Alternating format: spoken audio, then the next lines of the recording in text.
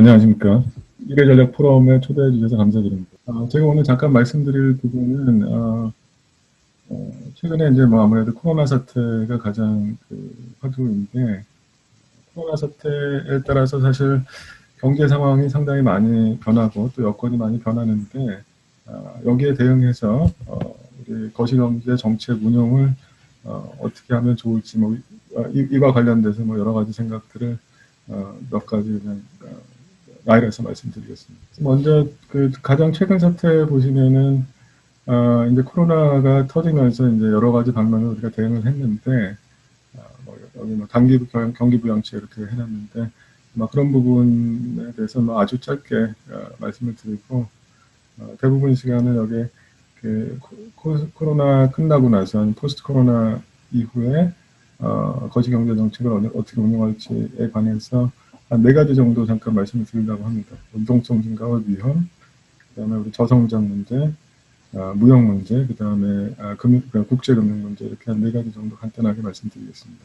뭐 코로나 사태 경제적 영향에 대해서 뭐 이미 잘 아시겠지만 아주 간단히만 말씀 다시 한번 요약해 드리면은, 코로나 사태가 결국 우리, 대부분의 경제 활동과, 대부분의 경제 부문에, 총체적인, 문제를, 제기하고 있었습니다. 그래서 아마 이 수요 측면이 제일 큰 부분이긴 할 텐데, 지금 상황에서요. 근데, 하지만 뭐 공급 쪽에서도 영향이 있었고요. 뭐 기업 폐쇄나 기업 활동 제한, 그 다음에 글로벌 밸류 체인 관련해서 외국에서 뭐 부품이 제대로 공급이 안 된다던가, 아니면 생산 라인이 침해가 되는가 해서 이 공급 문제도 사실 약간 있었고요.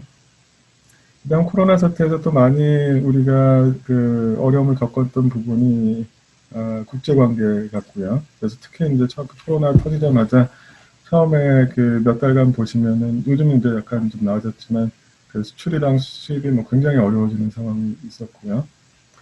그다음 또 코로나 사태의 특징이라고 볼 수 있는 게 비대칭적 영향이 좀 있는 것 같습니다. 일반적으로 리세션에서 대부분 다 안 좋아지는 경향이 있긴 한데 이번 코로나 사태는 약간 좀 다른 경향이 있었죠. 그래서 특히 서비스업이나 대면 경제 활동이 특히 어려워졌고 오히려 이제 약간 낮은 부분도 있었고요. 그래서 비대칭성이 아마 기존보다는 조금 더 많지 않았나 생각이 들고요. 그래서 이런 뭐 어려움을 겪으면서 여러 가지 정책적, 특히 이제 거시경제 정책 대응을 했었습니다. 통화정책, 금리 인하를 상당히 많이 했고요. 1.25%에서 뭐 거의 즉각적으로 0.5%까지 인하를 했고요. 그 다음 추가적으로 뭐 부족하니까 유동성을 갖다 직접 공급하는 방안도 많이 제안을 했고요. 그 다음에 재정정책도 1, 2, 3, 4차 전부 추경을 하면서 기본적으로 이런 정책들은 경기 활성화를 하고 또 코로나 뭐 재난자라고 하죠. 그래서 코로나 때문에 특히 어려워졌던 분들한테 도움을 주는 정책들도 있고요.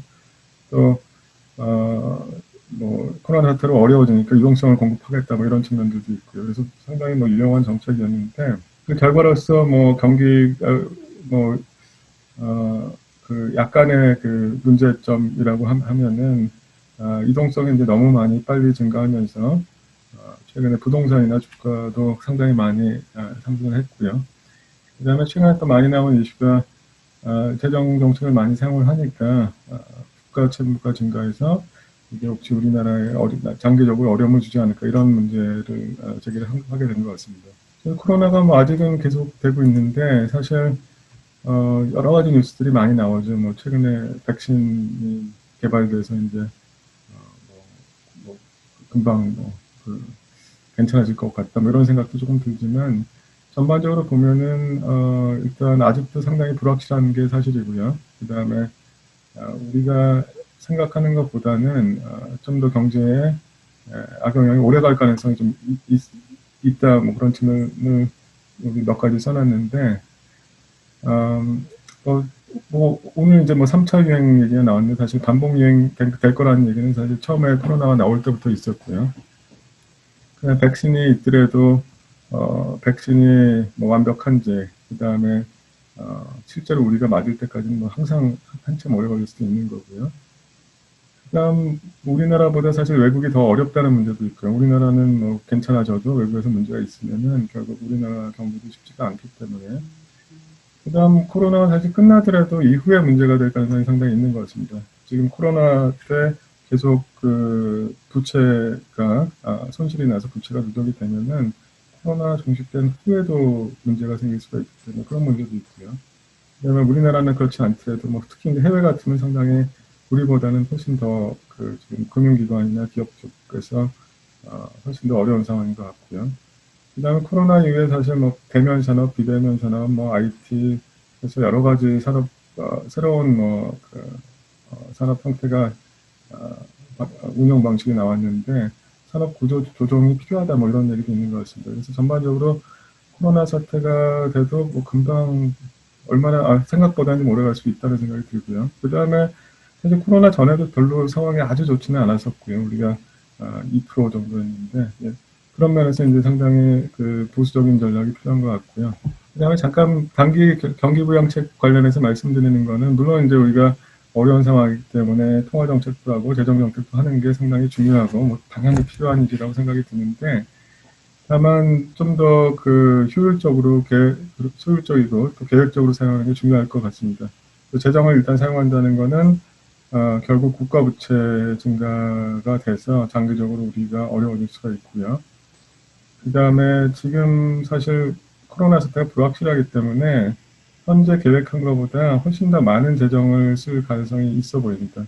지금 뭐 4차 추경했는데 또 지금 재유행돼서 어려워지면 또 좀 뭐 시기적으로는 좀 늦었긴 하지만 추경이 좀 아쉬울 수가 있고요. 그 다음에 내년 돼도 뭐 비슷한 문제가 생길 수가 있기 때문에 뭐 미래에 오래 갈 수 있는 상황을 생각을 해서 좀 더 그 플랜을 해서 쓰는 게 아마 좋지 않을까 생각이 들고요.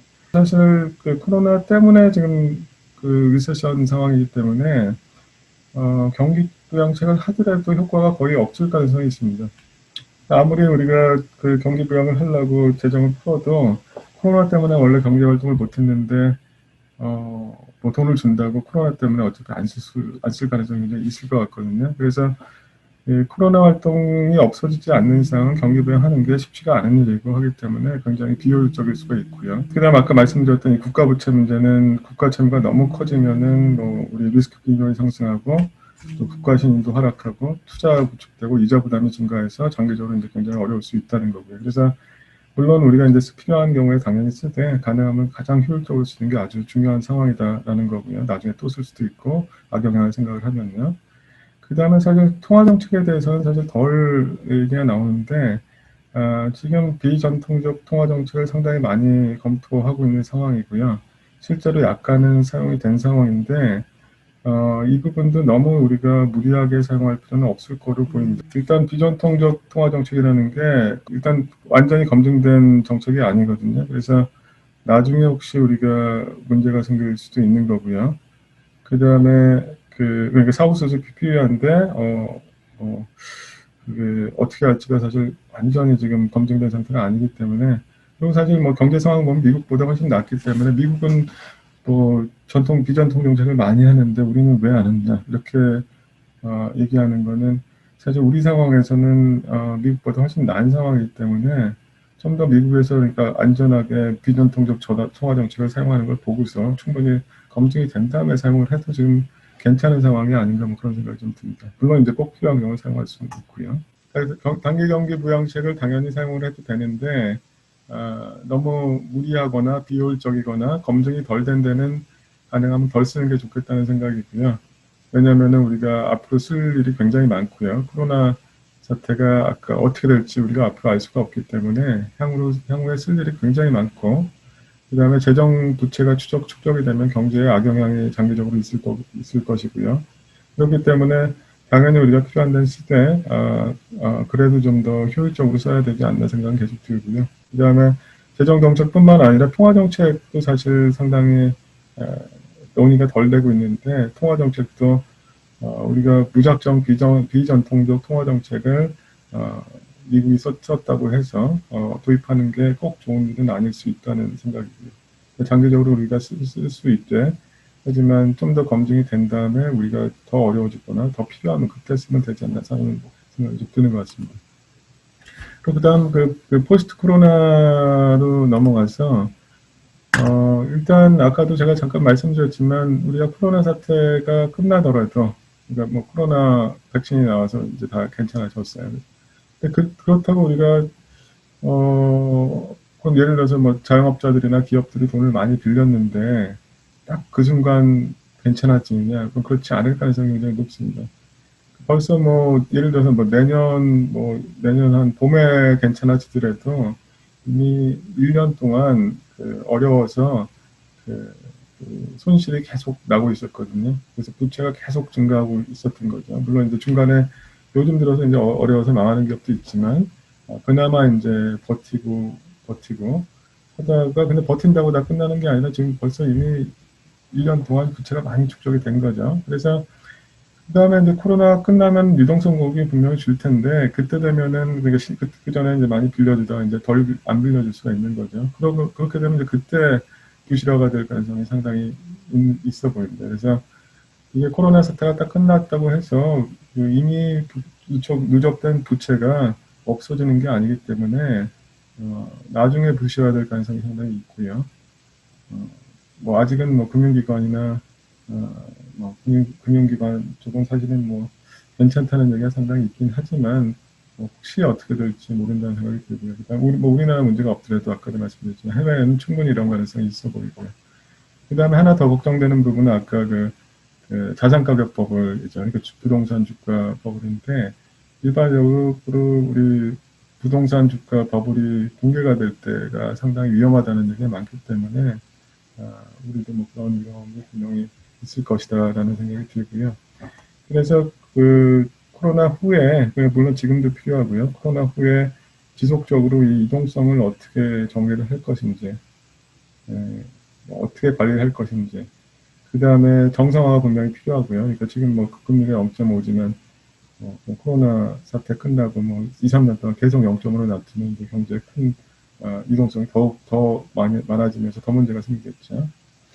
그래서 결국 이제 그 이동성이랑 그 금융 안정이 중요한 이슈가 분명히 될 것 같고요.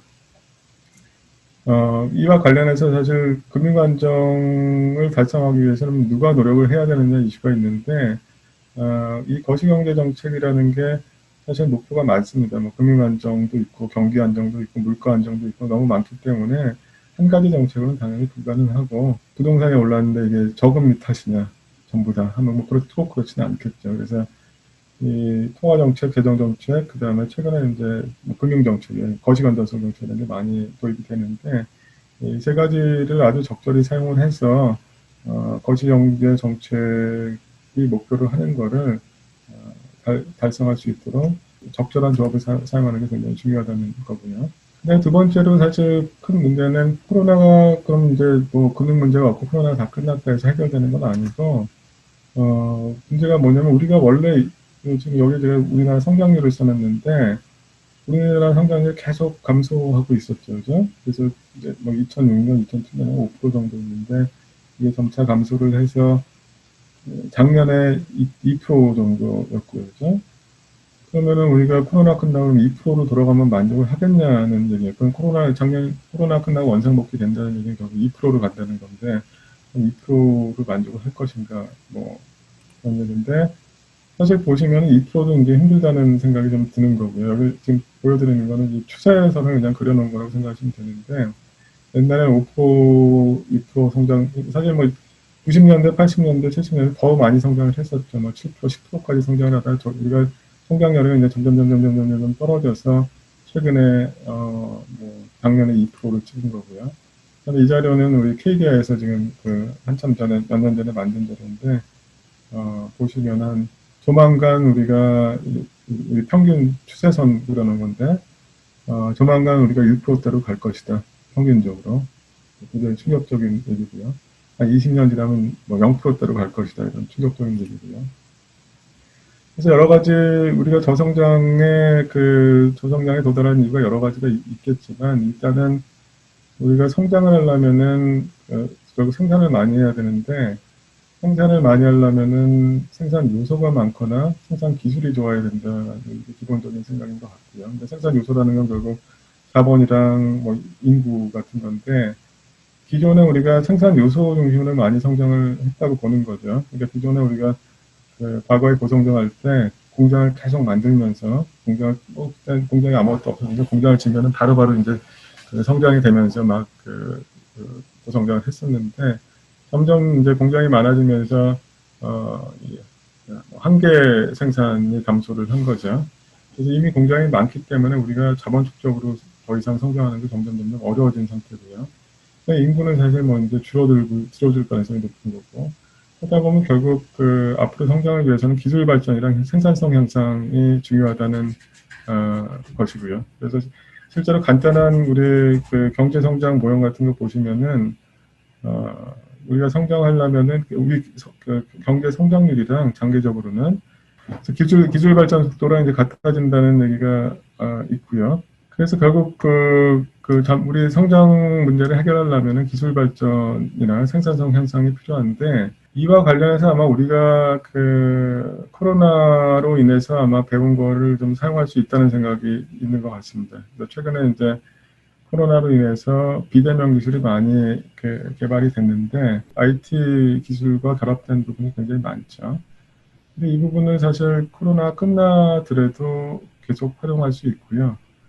우리 생산성 향상에 분명히 도움이 될 수 있는 뭐 그런 부분이 있을 것 같다라는 생각이 들고요. 최근에 이제 한국형 뉴딜이라는 얘기가 나오는데, 여기에 이제 뭐 크게 컴포넌트 보면 이제 두 가지가 있었죠. 거기에 그 IT랑 그 다음에 그린 뉴딜 뭐 이렇게 있었던 것 같은데, 일단 방향은 뭐 큰 문제는 없는 것 같아요. 그러니까 우리 지금 말씀드렸지만 우리 코로나로 인해서 IT가 더 확장이 됐고, 그 다음에 이 IT라는 게 결국은 우리 생산성 향상에 상당히 많이 도움이 될 수가 있기 때문에 일단 IT를 뭐 키워드로 하고, 그린 뉴딜은 뭐 환경 쪽은 뭐 장기적으로 문제가 될 거기 때문에 큰 문제는 없는데, 문제는 이제 그 디테일 문제가 상당히 있는 것 같고요. 그러니까 방향성은 우리가 IT를 이용하겠다 뭐 이 문제는 없지만, 실제로 그 안에 내용을 보면은 상당히 이제 구체적으로 어떻게 하겠다는 얘기가 별로 없고요. 그리고 대부분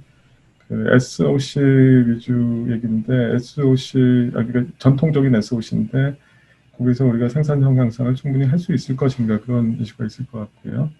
그다음에 또 많은 부분이 그 뭐 데이터 산업, 뭐 그다음에 일자리 창출인데 대부분 다 단기 일자리 창출 관련돼 있기 때문에 우리가 원하는 건 그 생산성 향상, 기술 혁신인데 충분한 내용이 안에 있나라는 게 약간 그 생각을 해봐야 될 점인 것 같고요. 그다음에 좀 더 그 일반적으로 생각을 하면은 이 한국 뉴딜이라는 게 사실 그 정부 주도로 이제 우리 경제 성장을 이끌어가겠다는 건데, 사실 뉴딜이 나온 건 굉장히 오래됐고요. 그다음에 이제 우리가 사실 옛날에 하긴 했었어요. 근데 우리도 70년대, 80년대 정부 주도 성장을 해서 이제 많이 성장을 하긴 했는데, 이슈는 이제 지금도 그렇게 할 수 있느냐는 좀 일반적인 생각이 드는 것 같고요. 그러니까 그러니까 옛날에는 사실 우리 경제 구조가 간단했기 때문에 정부 주도로 어느 정도 가능할 수가 있었겠지만, 지금은 이미 경제 구조가 워낙 복잡해졌고요. 그다음에 시장 경제가 워낙 발달을 했는데 정부 주도로 과연 가능할 것인가라는 아주 근본적인 생각이 좀 있는 것 같습니다. 그다음에 이제 아까 추가적인 이슈는 또 재정이 워낙 막대하게 소모가 되는데, 우리가 정말 이게 효율적으로 성공을 한다면 크게 도약의 길이 되겠지만, 그렇지 않다면은 이 막대한 재정의 아까 공공부채의 폐해를 나중에 어떻게 감당할 것인가, 그런 이슈들이 좀 나오는 것 같습니다. 일단 이 장기적으로 우리가 그 저성장에 도달했고, 장기적으로 어떻게 하면 우리가 다시 재도약을 할 수 있고 성장률을 올릴 수 있는지는 사실 우리 한국 경제의 가장 중요한 문제 중에 하나라는 생각이 듭니다. 그다음 최근에 이제 무역 얘기가 굉장히 많이 나오는데, 그 무역 관련해서는 사실 코로나 전부터 무역 얘기가 많이 나왔죠. 코로나 전부터 글로벌 금융 이후에 여러 가지 보호무역과 자국금융주의 정책들이 많이 나왔었죠. 여러 가지 얘기를 생각해 볼 수 있는데, 브렉시트나 그다음 미국이나 뭐 뭐 저기 일본 뭐 이런 여러 나라에서 리쇼어링이라고 많이 하고 있죠. 그래서 해외에 나간 기업들이 이제 다 자기 나라로 이제 불러들이는 거죠. 그 다음에 뭐 미중 무역 전쟁, 뭐 일본 무역 규제 이런 게 이제 전부 다 자국 중심. 그 다음에 그 이전에는 자유무역을 좀 많이 신봉을 하다가 그 보호무역주의로 좀 돌아서는 그런 형태였고요. 근데 최근에 이제 코로나로 인해서 이게 더욱 가속화될 것이라는 전망이 상당히 있고요. 그 코로나 이후에 그 상대적으로 어려워지니까 우리만 중요하다는 생각이 더 커지고, 그 다음에 실질적으로 무역이 잘 안 돼서 어려움을 겪은 경우가 상당히 있습니다. 아까 그 뭐 글로벌 공방 같은 거 보시면은, 네, 글로벌 공방 같은 거 보시면은 좀 어려워진 경우가 있는데, 지금 WTO에서 우리 무역 그 예측을 한 건데 보시면은 글로벌 공방 이후에 여기 세계 무역량이 이제 딱 늘어나다가 중간에 이제 트렌드가 바뀌죠. 글로벌 공방이 딱 떨어지면서 이제 바뀌는데, 여기 그 다음에 보여드리는 건 이 코로나 사태 이후에도 뭐 그런 현상이 빨간 거 생겨날 가능성이 상당히 있다, 그런 보고서입니다. 실제로 그 문제가 되는 부분은 이 GVC가 이제 두 가지 형태인데, 여기 우리나라가 이제 보통 많이 참여한 무역 형태가 일본에서 소재 부품 수입한 다음에 우리가 중간재를 만들어서 중국에 수출하고, 중국은 완제품을 만들어서 선진국에 수출하는, 어떻게 보면 이제 생산 공정이죠. 사실 생산 공정을 하면은 우리는 중간재만 요거만 막 하면 되기 때문에 굉장히 효율적으로 됩니다. 일본도 효율적이고 뭐 다 효율적으로 되는데, 문제는 이제 코로나로 인해서 예를 들어서 중국이 문제가 생겼어요. 그럼 이 라인을 사용을 못하는 거죠. 중국에 문제가 생기면은 일본, 한국 다 아무리 못하는 거고요. 마찬가지 일본에 문제가 생기면 한국, 중국도 아무것도 할 수가 없는 거고요. 그러면서 이제 GVC 라인 문제가 있고, 이거는 뭐 또 다른 GVC 형태인데, 우리 보잉 747 만들 때 미국에서 세계 여러 가지 국가의 뭐 제품을 쓴다는 거고요. 뭐 우리나라도 여기 있습니다. 우리나라 저기 날개 꼬리 이렇게 방향 조절하는 거, 그걸 우리나라에서 만든다고 하거든요. 예를 들어서 우리나라 이걸 만드는 나라는 우리나라밖에 없다. 그러면 이제 근데 우리나라만 코로나가 너무 심해서 만들지 못한다. 그러면서 보잉 747을 못 만들게 되는 거죠. 그래서 그런 면에서 코로나 이후에 사실 그 무역에 대해서 이제 반감 같은 게, 아니면 무역이 이제 문제가 있다는 생각이 굉장히 많이 들었고요. 그래서 내수 위주 경제로 가자는 얘기가 상당히 많이 나왔고요. 근데 특히 이제 선진국에서 많이 나왔는데, 근데 우리나라도 이제 이런 얘기들이 좀 있는데, 사실 이거는 우리나라 입장에서 굉장히 어려운 일이라고 보여지는 것 같습니다. 첫 번째로는 일단 우리 많은 연구 자료 같은 거 보시면은 국제 무역 자체가 무역을 한 나라랑 안 하는 나라랑 경제 성장 차이가 엄청나다라는 건 뭐 거의 팩트로 지금 되어 있는 상황이고요. 그 다음에 우리 입장에서는 우리는 작은 국가이기 때문에 더 어렵다는 거죠. 우리 주력 산업들 보시면 사실 그 규모의 경제, 큰 산업이 많기 때문에 규모의 경제가 상당히 적용이 됩니다. 그래서 우리나라에서는 생산을 우리나라에서 팔겠다 그러면은 효율성이 확보가 안 되고요. 뭐 미국 같으면 좀 다른 얘기죠. 미국이나 뭐 중국 같으면 다른 얘기죠. 중국은 사실 굉장히 많은 인구가 있고 자기네들이 만들어서 팔아도 충분한 수가 되지만 우리는 상대적으로 부족하기 때문에 우리는 뭐 굉장히 어려운 얘기다라는 거고요.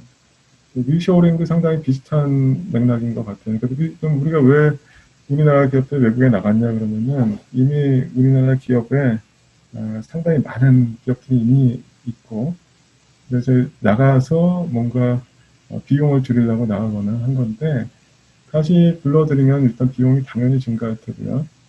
그 다음에 말씀드렸지만 우리가 소국 경제이기 때문에 뭐 미국, 중국 같으면 아직 뭐 빈 땅 많고요. 뭐 미국이라도 뭐 보시면은 막 그 허허벌판들 많잖아요. 근데 우리나라는 뭐 지금 그런 부분이 없는 거죠. 그래서 다 다시 불러들이면은 결국 그 경제 내 생산 비용이 상승할 것이고 생산 효율성이 떨어져서 장기적으로 굉장히 어려워질 것이다라는 거고요. 그래서 무역과 관련해서는 사실 우리가 대응하는 방안이 사실 코로나 사태가 너무 많이 뭐 맨날 일어나는 건 아니잖아요. 몇십 년 만에 지금 한번 일어난 건데 이것 때문에 우리가 무역을 하지 말자라는 건 거의 말이 안 되는 얘기고, 무역을 하되 약간 리스크를 줄이는 방향으로 하자라는 게 아마 정확한 방향인 것 같고요. 그래서 기존에는 그 대상국 변화, 품목가 변화 이걸 했는데, 최근에는 아까 말씀드린 글로벌 밸류 체인이 나오기 때문에 이 생산 라인을 다변화하자는 얘기가 나오는 것 같고요. 기존에 그러니까 우리가 라인이 하나만 있었으면 그 라인 중에 하나만 문제가 생기면 그 라인은 못 사용을 하거든요. 라인을 한 두세 개 만들어 놓으면은 한 라인에 문제가 생겨서 다른 라인을 가동할 수 있다. 그 다음에 최근에 또 중국 의존도 많다는 얘기도 비슷한 얘기죠. 그러니까 중국이 포함 안 된 라인도 만들어야 된다는 거죠. 우리 생산 라인 항상 중국이 들어가 있으면은 뭐 미중 무역 전쟁에 문제가 생길 때거나 아니면 중국의 뭐 일인원은 우리가 사용을 못하는 거죠. 그 마지막으로 여기 우리 금융 쪽을 제가 잠깐 말씀을 드리려고 하는데 뭐 어떤 부분이냐면 지금 무역은 이제 굉장히 어려워졌다는 생각이 많은데 금융 부분은 사실 별로 그렇지 않다는 거를 말씀드리려고 합니다. 그러니까 아까 무역이 많이 줄어드는 걸 보여드렸는데 이거는 이제 국제 금융 우리가 자산 양이거든요. 그러니까 우리가 사놓은 거랑 그다음에 우리가 외국에서 이제 주식도 사고 채권도 사고 뭐 독립으로 다 사잖아요. 외국 사람도 다 사고. 총량을 갖다 이제 찍어놓은 건데 여기 보시면 글로벌 금융이 이후에 별로 줄지 않고 계속 늘고 있고요. 그다음에 이거 우리나라 자료인데 외국 사람들이 우리나라 주식, 채권 뭐 이런 거 산 거 합친 거요. 점점 많아지고 있고요. 이거 우리가 외국 거 산 거 우리가 점점 많이 사고 있고요. 산업 총량 보시면은 우리 계속 외국 거 사고 있습니다. 외국 사람들 우리나라 거 계속 사고 있고요. 이게 뭐냐면은 무역은 많이 어려워졌는데 금융 거래는 뭐 아직 전혀 그렇지 않고 오히려 점점 늘어나고 있고요. 그다음에 코로나 사태 때문에 사실 이게 많이 달라질 가능성이 별로 없는 게 아까 무역은 사실 대면 활동이랑 상당히 관련이 있는데 금융 투자는 사실 대면 경제 활동이 아니거든요. 우리 뭐 미국에 주식 사는데 우리가 그냥 뭐 컴퓨터로 이렇게 아니면 핸드폰으로 해서 바로 사버리거든요. 그래서 무역 쪽은 뭐 향후에 줄어들지 몰라도 금융 쪽이 계속 문제가 안 될 거기 때문에 우리가 그러니까 비슷한 자료를 여태까지 우리가 경제 성장을 많이 한 동력 중에 하나가 무역이거든요. 수출 이용해서 이제 우리가 계속 발전을 했는데 이제 수출 대신에 금융 투자를 하는 것도 방법이라는 거죠. 그래서 뭐 신흥국이나 뭐 미국의 뭐 중요한 자산을 많이 사놓으면은 거기서 뭐 배당도 나오고 이자도 나오고 수익도 나오면서 어떻게 보면 우리가 무역으로 어떤 이익을 금융으로 대체할 수 있다는 거고요. 실제로 일본 같은 예를 보시면은 기존에 이제 일본의 무역자가 많다가 최근에 이제 무역자가 많이 줄어들었고 최근에는 금융 소득, 이자 소득 쪽으로 많이 바뀌어서 경상수지 전체를 보면 굉장히 플러스입니다. 우리나라도 뭐 비슷한 모형을 따라가야 될 가능성이 상당히 있고요. 특히 이제 우리 인구 고령화 진행되면 사실 생산 자체도 어려워지거든요. 생산하는 사람도 없어요. 그러면은 우리가 기존에 벌어놓은 거로 금융 투자를 잘 해서 경제 성장률에서 빠지는 거를 이런 수익을 제공하는 게 중요할 것 같다는 거고요. 이게 국가 전체적으로도 그렇고 개별 투자자들도 마찬가지고 우리도 좀 요즘에 이제 좀 주식시장이 오르긴 하지만 국내 성장 여력이 감소하면은 당연히 투자 수익률이 떨어질 테고요. 그렇게 되면 결국 해외로 나가야 되는 거고요. 그런 경우에 이제 우리가 점점 금융시장이 통합되면서 뭐 한 가지만 유의할 거는 통합이 많이 됐다는 거는 점점 해외 여건이 우리나라에 영향을 많이 미치게 됐다는 겁니다. 예를 들어서 이게 지금 한국이랑 미국 장기금리인데 지금 최근 들어서는 거의 한국이랑 미국 장기금리는 거의 같이 움직입니다. 그래서 점점 영향이 많아졌는데 예를 들어서 해외에서 부정적인 충격이 오면은 우리가 어떻게 이거를 최소화할 것인가 라는 이슈가 하나 있고요. 그 다음 이슈는 이제는 뭐 통화정책, 금융정책으로 우리나라 금융 여건을 마음대로 조절을 하기가 굉장히 어려워집니다. 그러니까 우리가 장기금리를 조절하고 싶은데, 예를 들어 장기금리를 갖다 내리고 싶은데, 우리나라 금리만 내려서 되냐?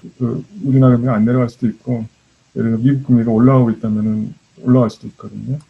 그래서 이전보다는 우리 금융 여건을 통제하기가 굉장히 어려워졌기 때문에, 어떻게 하면 우리가 금융정책, 통화정책을 써서 우리 국내 금융 여건에 대해서 컨트롤할 수 있는지 뭐 그런 이슈가 있는 것 같습니다. 이상입니다. 네, 감사합니다.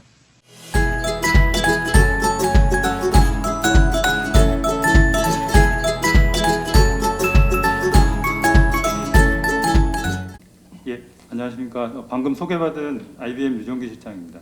일단 오늘 준비한 내용에 대해서 크게 5가지인데요. 제가 다 다루지는 않을 겁니다. 그래서 거기 지금 체크 표시되어 있는 뭐 포스트 코로나 시대나 뭐 그 위드 코로나 시대라는 얘기가 많이 나오고 있는데 기업에 주는 어떤 경영 전략 인사이트가 어떤 건지 한 10가지가 있는데 간단하게 짚고 넘어가고요. 그 세계 경제 포럼에서 사실 2018년에 그 나인 리질리언스 렌즈라고 하는 이제 그 어떤 기업이나 조직의 리질리언스를 바라보는 9가지 프레임워크가 있었습니다. 그래서 그거를 좀 활용해서 현재 상황을 조금 더 이제 조금 더 분석을 하고요. 마지막으로 사실 이제 제가 조금 처음에는 생각 못했던 게 보통 대부분은 제가 이제 그러니까 기업의 어떤 CEO나 이쪽에 발표하는 걸로 자꾸만 계속 그거에 좀 많이 익숙해져 있다 보니까 결국은 이제 정책적인 제언이 좀 나와야 돼서 마지막에 정책 제언으로 해서 한 25분 정도로 좀 내용을 정리를 하도록 하겠습니다. 코로나는 뭐 올해 초부터 많이 얘기를 나와서요. 뭐 개인이나 사회 어떤 뭐 조직이나 기업에 있어서 이제 커다란 큰 사건이었고 뭐 지금도 계속 이어져 가고 있고요. 심각한 도전 과제를 제시를 하고 있습니다. 근데 이제 뭐 특히 기업 입장에서는 개인도 마찬가지겠지만 기업의 전략과 역량을 평가할 수 있는 좋은 기회이기도 합니다. 그래서 뭐 지금 미래 전략 포럼에서 올해 계속 다루고 있긴 하지만 어떤 뭐 2030년 아니면 이제 미래의 어떤 리스크를 뭐 얘기하는 것도 좋지만 당장의 여러 가지 충격이나 위험에 대해서 이제 기업이 어떻게 대비를 해야 될까에 대해서 조금 생각을 해봤습니다. 근데 마침 2020년 하버드 비즈니스 리뷰가 나왔는데요. 2020년 11월 12호로에서 보면은 그 하버드 대학의 로버트 케플란 교수님이 쓰신 리스크 관리와 회복 탄력성과 관련된 글이 있습니다. 그래서 사실 로버트 케플란 교수님은 예전에 BSC라든지 비즈니스 밸런스 스코어카드나 상당히 이제 경영 전략 쪽에 유명하신 분인데 2010년에도 한번 그 리스크 관리와 관련된 글을 쓰셨고 계속 기대를 하고 있었는데 이번에도 어김없이 하버드 비즈니스 리뷰에 기고를 해주셨습니다. 그래서 그 내용을 잠깐 제가 이제 저도 한국어판의 코멘터리를 제가 이번에 하기도 했는데요. 잠깐 보니까 크게 3가지로 좀 정리를 해주셨더라고요. 그래서 특히 이제 신종 리스크에 대해서 무엇이 신종 리스크를 만드는지 그리고 이제 신종 리스크를 어떻게 그러면은 파악을 하고 알아챌 수 있는지 마지막으로는 어떻게 대응하는지 이렇게 3가지로 정리를 해주셨더라고요.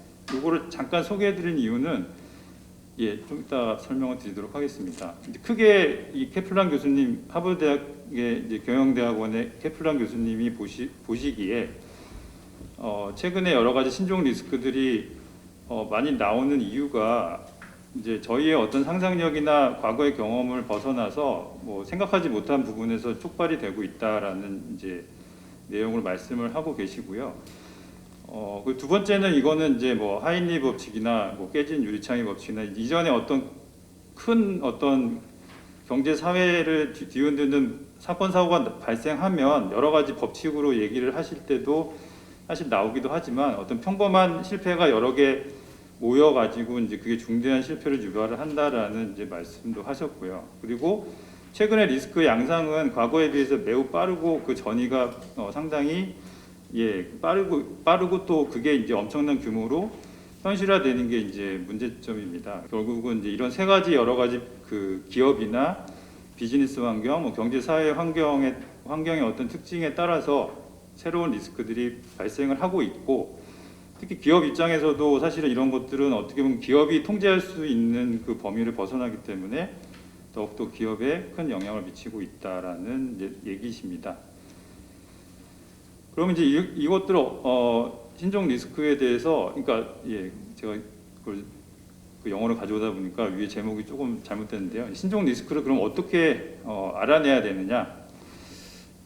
대부분 이제 현장에서 물론 이제 대응은 현장에서 하지만 어떤 문제점들이 생기거나 포착이 되면 바로 그런 것들을 이제 고위 경영진 특히 이제 보고가 제대로 되지 않아서 문제가 생기는 경우가 많아서 빨리 그러니까 의사결정자들에게 빨리빨리 위임을 하라. 그리고 과거에 비해서 빨리 디지털화해서 바로바로 보고할 수 있도록 하라. 그리고 만약의 경우를 상상하라. 이렇게 세 가지를 좀 말씀을 해주시고 계셨습니다. 그리고 마지막으로 결국은 이제 결론적으로 그럼 어떻게 대응을 할 것이냐 이런 것들은 이제 아주 미션 크리티컬한 이제 인시던트 매니지먼트 팀을 투입을 하고 현장에서 바로바로 위기를 대응하라라고 하시면서 마지막으로 여기 화면에 나와 있는 것처럼 이렇게 말씀을 해주셨는데요. 이걸 딱 보시면 느낌이 앞에서 분석이나 물론 그 원고를 보면은 내용이 여러 사례들을 많이 다루고 계십니다. 근데 이제 여전히 그 약간 용두사미 같이 마지막 결국은 그래서 뭘 해야 되는데 했을 때는 사실 별로 볼 게 없습니다. 왜냐하면 이렇게 항상 즉각적으로 대응해야 되고 반복적으로 봐야 되고 항상 모든 것에 겸손해야 되고 이런 것들을 기회를 포착해야 된다 막 이렇게 얘기는 하지만 사실 되게 벙벙하거든요. 그래서 이런 것들에 대해서 사실 그러니까 제가 계속 말씀드리는 이유는 리스크 관리라고 하는 게 상당히 어렵고 특히 최근에 여러 가지 비즈니스 환경의 불확실성이 커지면서 발생할 수 있는 특히 이제 기업에 영향을 미칠 수 있는 리스크들의 특징이나 양상이 매우 이제 예측 불가능하기 때문에 이를 개별 기업이 사실 대응하기가 상당히 쉽지 않다라는 그런 내용입니다. 그래서 이제 앞에서 여러 가지 포스트 코로나, 위드 코로나 시대에 많은 변화들이 있으면서 기업 입장에서는 어떤 것들을 좀 고려를 해야 되는지에 대한 10가지 전략 인사이트를 좀 간단하게 설명을 드리려고 하는데요. 이제 첫 번째는 이것도 역시 과거부터 계속 강조된 내용입니다. 그러니까 개별 이벤트나 사건을 보는 것보다는 그것의 상호 연관성을 그리고 정지된 상태가 아닌 변화의 패턴을 분석하는 저희 시스템적 사고라고 많이 얘기를 하고 있죠. 그것을 다시 한번 이제 이번 코로나 사태를 통해서도 기업이 다시 한번 생각을 해야 되는 이제 그런 어떤 사고 방식과 대응 방식을 다시 한번 재점검해야 된다라고 하는 이제 그런 내용이고요. 리질리언스라고 하는 게 뒤에 조금 더 이제 9가지 렌즈를 가지고 얘기를 하겠지만 리질리언스라고 하는 것들이 어떤 역경을 극복하고 막 근면하고 계속적으로 인내하면서 무엇인가를 이제 정상적인 상태로 돌아오는 것이 다가 아니라 여러 가지 이제 리질리언스를 구성하는 리질리언스 역량을 확보하기 위해서 기업이나 조직이 해야 되는 그 특징들이 많이 있습니다. 그런 것들을 다시 한번 관리 방안을 마련해라라고 하는 내용이고요. 이것에 대한 조금 자세한 설명은 뒤에서 나올 거기 때문에 일단 지나가도록 하겠습니다. 그리고 이것도 어떻게 보면 당연한 얘기지만 계속적으로 저희가 이제 어떤 컨설팅이나 아니면 기업에 가서 보면은 비상 대응 문서 같은 것들이 있습니다. 그게 이제 어떤 재무적인, 회계적인 아니면 이제 기업 경영 전략적인 아니면 안전 문제라든지 많은 부분에 있어서 대응 매뉴얼 같은 걸 가지고 있는데 실제로 이것이 제대로 활용되거나 훈련한 적은 거의 없습니다. 그거는 글로벌 기업도 크게 다르진 않습니다. 제가 있는 IBM도 크게 다르지는 않다고 보시면 좋을 것 같고요. 항상 특히 이제 코로나 사건을 맞이해서 앞으로는 조금 더 긴박감을 가지고 안일함에서 벗어나야 한다는 인사이트가 있다고 보시면 좋을 것 같고요. 저희가 이제 항상 그렇지만 어떤 위기 상황이나 이런 어떤 위기의 심각성이 파악이 되게 되면 대부분은 정상적인 활동이나 정상적인 평상시와는 달리 엄청난 보고와 명령이라든지 커뮤니케이션이 워낙 과잉에 빠지게 되면서 결국은 커뮤니케이션 정체 상태가 일어나게 됩니다. 그래서 항상 강조하는 내용이지만 일선 조직들이 대응을 할 수 있고 최대한 커뮤니케이션을 하지 말라는 것이 아니라 쓸데없는 보고나 이런 것들이 없도록 정체 상태를 해결해야 되는 것도 고려를 해야 된다라는 이제 그런 인사이트가 되겠습니다.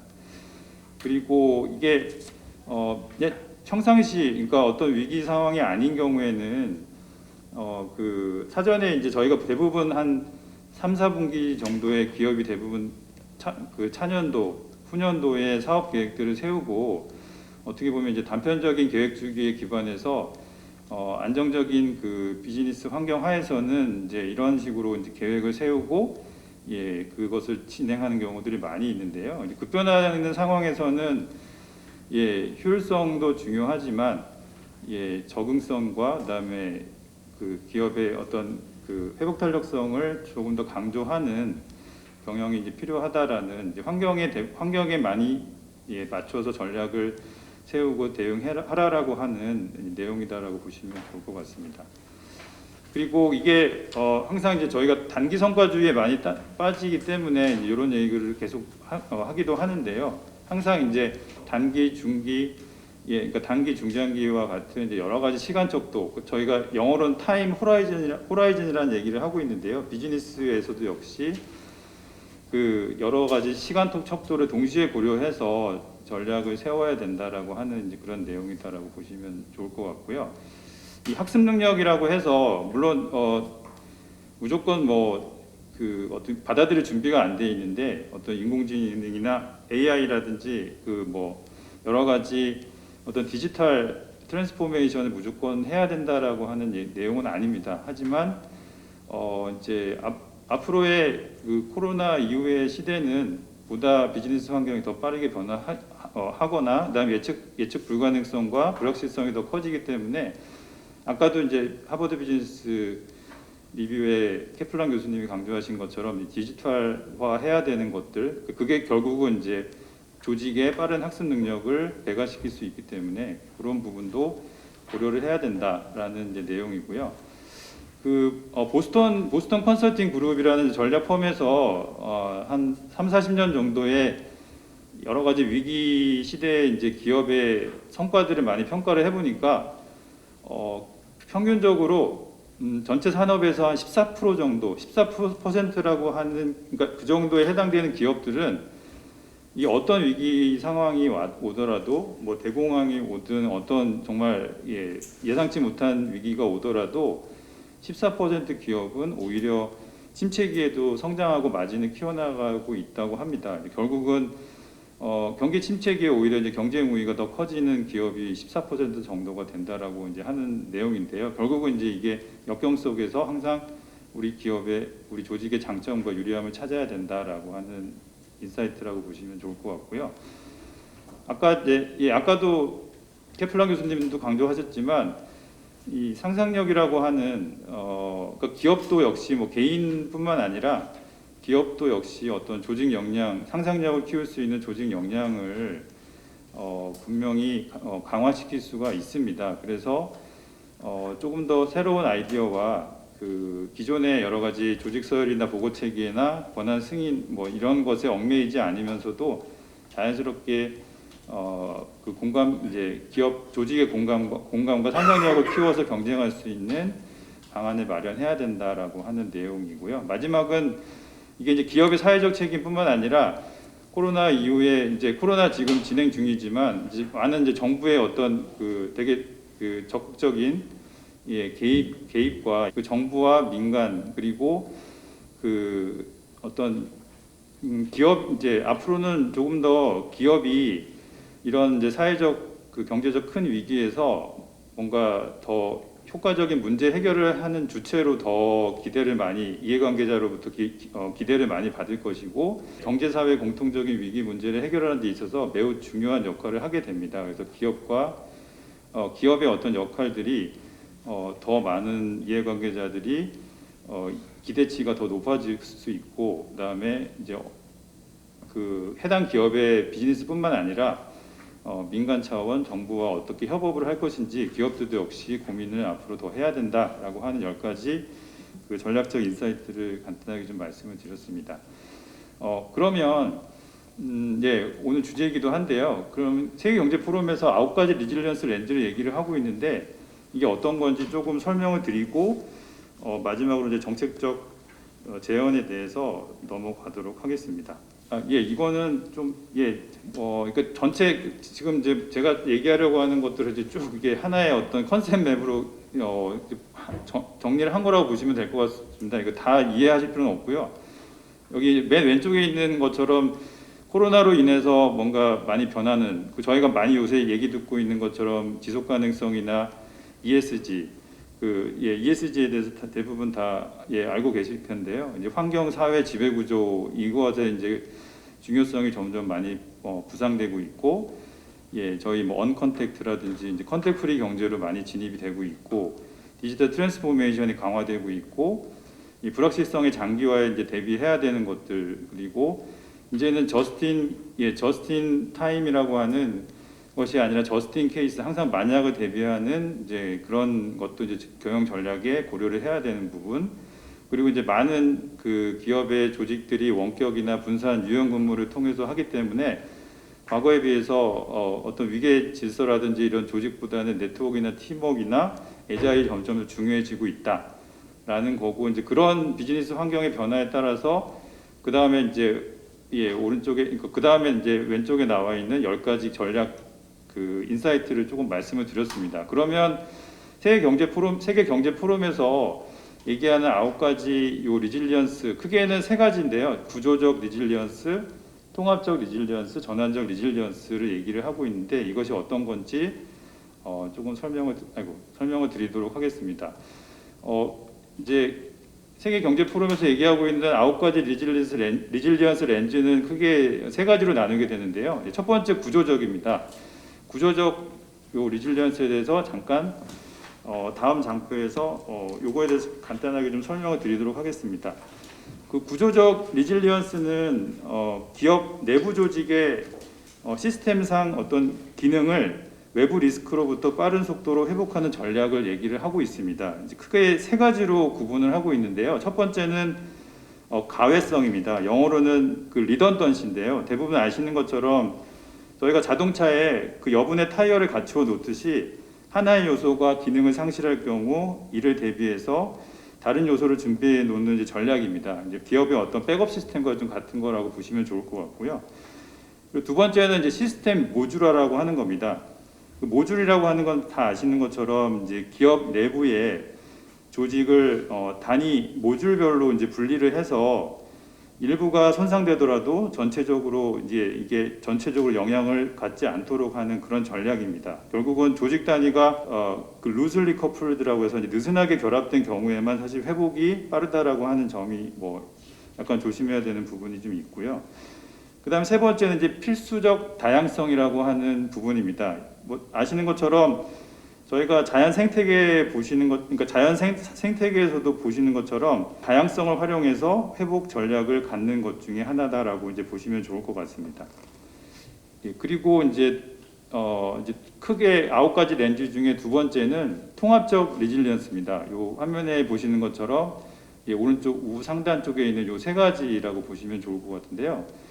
이 통합적 리질리언스는 그 기업 조직과 그 외부 환경 간의 어떤 복잡한 상호 연계를 이제 이해함으로써 조직의 회복 탄력성을 강화하고 이를 이제 경영의 위기 관리에 반영하는 전략이라고 보시면 좋을 것 같고요. 그 중에 하나가 이제 그 다중 상호 작용입니다. 영어로는 이제 멀티 스케일 인터랙션이라고 하는데요. 저희가 이제 사회를 구성하는 개인, 가족, 도시, 국가와 같은 주체들이 각각 서로 다른 규모로 이제 상호 작용하듯이 기업 또한 가치 사슬의 어떤 이제 저희 밸류 체인이라고 하죠. 가치 사슬의 외부화로 그 기업의 이해관계자들이 점점 확대되면서 외부의 환경 변화와 이해관계자 간의 어떤 역학 관계에서 그 유기적으로 적응하고 능동적으로 상호 작용해야 된다라고 하는 것이 이제 다중 상호 작용의 뜻이라고 보시면 좋을 것 같습니다. 그리고 이제 문턱 효과라고 해서 영어로 이제 그 트레시홀드라고 하는 것을 저희가 잘 아실 수 있을 겁니다. 이것은 이제 어떤 패턴이나 이것이 뭐 예를 들면 이제 저희 물이 이제 100도씨가 돼야지 끓고 그다음에 1도라도 낮으면 끓지 않는 것과 마찬가지로 어떤 임계치를 넘어서야 어떤 비로소 영향이나 효과가 발생하는 이치를 문턱 효과라고 하는데, 이것도 하나의 통합적 리질리언스의 한 요소라고 보시면 좋을 것 같고요. 그리고 통합적 리질리언스 중에 마지막이 이제 사회적 결속입니다. 그래서 이건 소셜 코히전이라고 하는 것인데요. 이게 이제 위기 시에 기업이 사회적 자본에 의지하게 되는 점을 이용한 이제 전략이다라고 이제 보시면 좋을 것 같습니다. 여러 가지 코로나19 사태도 마찬가지고요. 그 기업이라고 하는 것이 그 이제 기업이 속해 있는 그러니까 커다란 충격과 스트레스에 빠진 어떤 그 기업이 속해 있는 산업이나 경제 사회 시스템 내에서 주요 이해관계자라고 하는 것, 그러니까 그 주요 시스템 내에 기업도 역시 주요 이해관계자라고 하는 것에 대한 것을 다시 한번 생각해 봐야 된다라고 하는 내용이다라고 보시면 좋을 것 같고요. 마지막으로 이제 세 번째 큰 세 가지 축 중에 세 번째가 전환적 리질리언스라고 보시면 좋을 것 같습니다.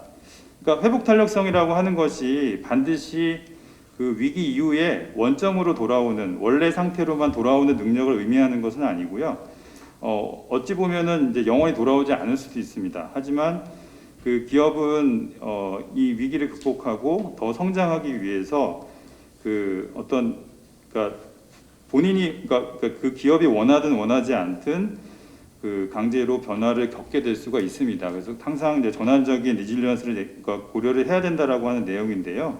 그 중에 하나가 이제 분산 또는 다극화된 이제 지배 구조, 뭐 영어로는 이제 distributed or polycentric governance라고 하는 내용입니다. 그래서 이제 그 기업 조직의 권한이 이제 분산되거나 아니면 극단의 이제 어떤 다극화된 체계가 때로는 이제 비효율적으로 보이기도 하지만 위기 상황으로부터 회복력을 신속하게 강화할 수 있는 또 좋은 구조가 되기도 합니다. 그런 것들을 고려해야 된다라고 하는 것이 분산 다극화 지배 구조라고 보시면 좋을 것 같고요. 그리고 이제 또 하나의 그 전환적 리질리언스의 요소 중에 하나가 그 예지력이라고 할 수 있겠습니다. 이건 영어로 이제 포어사이트라고 하는 것인데요. 그러니까 예기치 못한 방식으로 전개돼서 이제 사회 전체에 미치는 파급 효과가 큰 저희가 보통 이제 블랙스완이나 뭐 그 패테일 리스크를 얘기를 많이 하고 있는데요. 이런 것도 이제 데이터만 가지고 데이터로 예측할 수 없는 부분들이 있습니다. 그래서 여러 가지 보통 이제 기업들은 시나리오 플래닝과 같은 그 다양한 시나리오 플래닝 작업을 통해서 예지력을 발휘할 수 있는 이제 역량들을 좀 준비하기도 하는데요. 이제 그런 내용이라고 보시면 될 것 같습니다. 그리고 마지막 그 혁신과 실험이라고 해서 전환적 리질리언스의 마지막 요소인데요. 그 영어로는 Innovation and Experimentation이라고 할 수가 있겠습니다. 그래서 경쟁 업체보다 변화에 빠르게 대응하고 변화에 맞는 시스템을 구축함으로써 그 위기 상황 시 회복력을 강화하는데 도움을 준다라고 하는 내용이다라고 보시면 좋을 것 같습니다. 그래서 이제 정책 제언을 좀 말씀드리고 싶은데요. 그거 전에 간단하게 요 세 가지, 그러니까 보통 저희가 코로나를 얘기하면서 많은 뭐 하버드 비즈니스 리뷰도 마찬가지지만 뭐 맥킨지나 보스턴 컨설팅 그룹이나 그 베인앤컴퍼니 같은 전략 컨설팅 회사들이 요 아폴로 13의 미션과 알파인 스타일 등반 그리고 고신뢰 조직에 대한 내용들을 좀 많이 얘기를 하고 있습니다. 요거를 간단하게만 좀 짚고 넘어가도록 하겠습니다. 저희가 다 아시는 것처럼 이번에 그 스페이스 X라고 하는 그 앨런 머스크가 발사한 우주선의 이름도 리질리언스라고 하던데요. 아무튼 이제 예전에 아폴로 13호라고 하는 것에 대해서 대부분 다 아실 겁니다. 이게 이제 아폴로 13호는 나사의 그러니까 달 착륙 그다음에 달을 연구하기 위한 이제 프로젝트였는데요.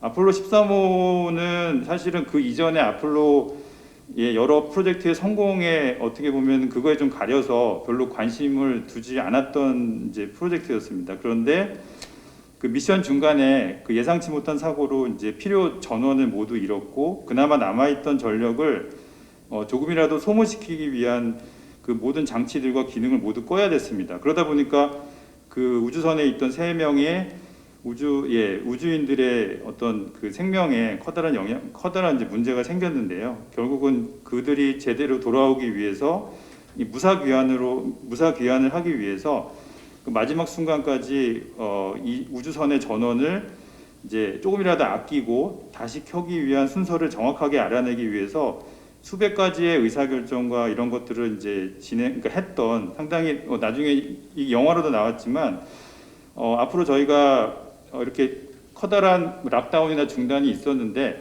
기업이 다시 생존과 회복을 하기 위해서 어떤 의사결정들을 해야 되고 우리가 무엇을 멈추고 무엇을 다시 켜야 되는지에 대한 많은 의사결정을 하는 데 있어서 이 아폴로 13호의 어떤 successful failure라고 하는 요 사례는 한 번 더 이제 기업 입장에서도 좀 고려할 만한 내용이다라고 보시면 좋을 것 같습니다. 그리고 하나는 이게 저희가 이제 보통 그 에베레스트 산이라든지 어떤 커다란 그 산악을 등반할 때 보통 많이 사용하는 이제 등반 방식입니다. 근데 이제 보통 저희는 통상적으로는 그 여기 왼쪽에 보시는 것처럼 그 원정 스타일이라고 해서 익스피디션 스타일을 많이 사용을 하고 있습니다. 이것은 다수의 인원으로 구성된 팀이 많은 장비와 캠프를 설치하고 몇 주간에 걸쳐서 정상을 정복하는 스타일인데요. 그에 비해서 이 알파인 스타일의 방식이라고 하는 것은 아주 소수 정예팀이 각자 들고 갈 수 있는 최소한의 장비만 가지고 빠른 시간 내에 정상을 오르는 스타일입니다. 그러다 보니까 물론 장단점이 있긴 하지만 저희가 보통 이제 많은 큰 대기업 같은 경우에는 사실 뭘 조금 그러니까 어떤 것을 조금이라도 진행을 하기 위해서는 모든 사람과 모든 조직이 다 같이 하면서 한 걸음 한 걸음 전진하는 통상적인 익스페디션 방식을 많이 취하는 경우들이 있지만 포스트 코로나 시대에서는 기업들이 여러 가지 이제 빠른 목표를 달성할 수 있는 알파인 방식의 이 경영 방식도 역시 한번 고려를 해보면 좋을 것 같다라고 하는 내용입니다.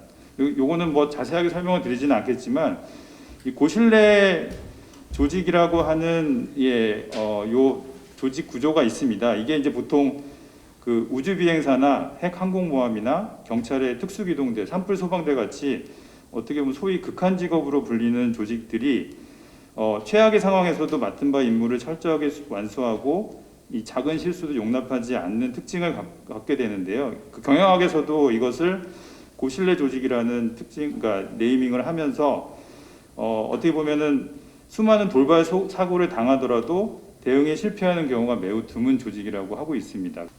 기업들이 저희가 지금까지 얘기한 것처럼 그리고 앞에 미래전략 포럼에서도 계속 얘기를 하고 계시는 것처럼 이번 코로나 사태가 이제 우리 사회의 거의 모든 측면에서 영향을 미치는 위기입니다. 그래서 앞으로는 이제 상시화될 것이고 이를 해결하기 위해서는 이제 비즈니스 생태계나 각 산업 분야, 국가 전반에 걸친 협력적인 대응이 필요한 상황이고요.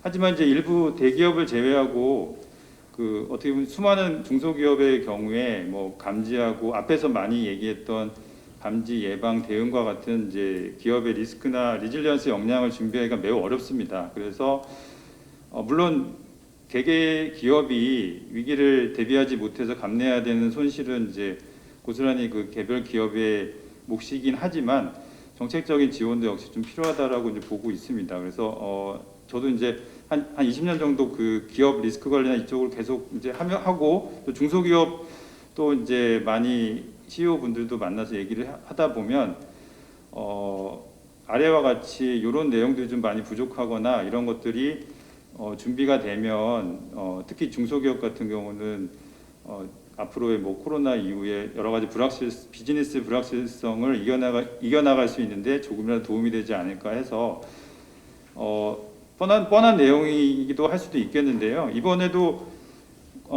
예전에 2009년 신종플루 대응이나 이런 걸 경험을 하면서 기업들이 상당히 빠르게 코로나에 이제 초기에 많이 그러니까 대응을 하고 당황하지 않으면서 또 산업통상자원부나 기획재정부나 여러 가지 고용노동부나 그 이제 많은 민간 경제 단체에서 그러니까 감염병 대응 그 실무 매뉴얼들을 많이 배포를 하면서 그게 도움이 물론 많이 됐는지 안 됐는지는 각 기업마다 다르겠지만 상당히 과거에 비해서 학습 효과로 많이 빨라졌습니다. 근데 이제 코로나가 이제 장기화되고 상시화되면서 이런 기업 리스크 관리에 대한 어떤 이제 기업의 실무 수행 지침이나 조금 상세한 가이드가 배포되는 게 또 이 시점에서 한번 다시 한번 리비짓 하는 게 중요할 것 같기도 하고요. 또 이제 중소기업이나 여력이 많이 없는 기업 같은 경우는 비즈니스 리스크나 여러 가지 이제 글로벌 뭐 무역을 하거나 많은 비즈니스를 하는 데 있어서 중요한 리스크나 이런 것에 대해서 어떤 모니터링을 할 수 있는 정보들이 좀 많이 필요한데 이것을 어떤 리스크 관리 포털이나 이런 걸 통해서 제공을 하고 리스크 관리 포털에 쉽게 접속을 해서 각 기업이 이제 리스크에 대한 자가 진단을 할 수 있고 거기에 있는 여러 가이드를 통해서 대응 방안 수립하거나 할 수 있는 여력이 많이 생길 수 있지 않을까라고 하는 내용으로 발표를 마치도록 하겠습니다. 감사합니다.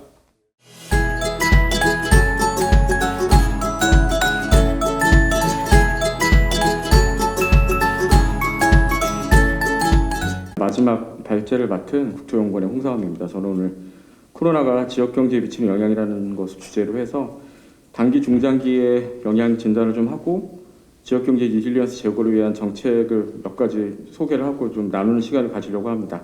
먼저 이제 코로나와 지역 경제 두 가지를 보면 좀 크게 시간적 개념으로 나눌 수 있을 것 같습니다. 단기적인 영향이 있을 것 같고요. 중장기적인 영향이 있을 것 같습니다. 단기적으로는 사실은 여전히 저희가 문제를 파악하는 데 주력을 하고 있는 것 같고, 아까 첫 번째 김소영 교수님 같은 경우에는 코로나라는 게 외부적 충격이라고 한다면 다양한 그 거시경제 부문들 중에서 어디가 좀 피해를 빨리 받고 뭐 어디는 괜찮다 이렇게 이제 한다면, 저희는 이제 지역 경제라든지 도시 및 지역 계획을 하는 사람들은 이런 충격이 오면 가장 관심이 있는 게 어디가 제일 많이 피해를 받고 어느 동네가 가장 이렇게 어려워지느냐, 이거 관심을 많이 갖고 있거든요. 그래서 그것들에 대한 파악을 여전히 하고 있지 않나 이렇게 생각이 들고요. 단기적 측면에서는 보면 뭐 우선적으로 대면 경제 활동이 많이 감소가 되고 재택근무도 하고 또 거리두기로 인해서 경제 활동이 위축이 되기 때문에 실질적인 유동인구 변화가 좀 발생하는 것 같습니다. 제가 이제 뒤에 보여드릴 텐데요. 그리고 그것으로 인해서 도시는 이제 소상공인 매출들이 감소를 하는 이런 직접적인 피해가 이제 바로 발생을 하는 것 같고요.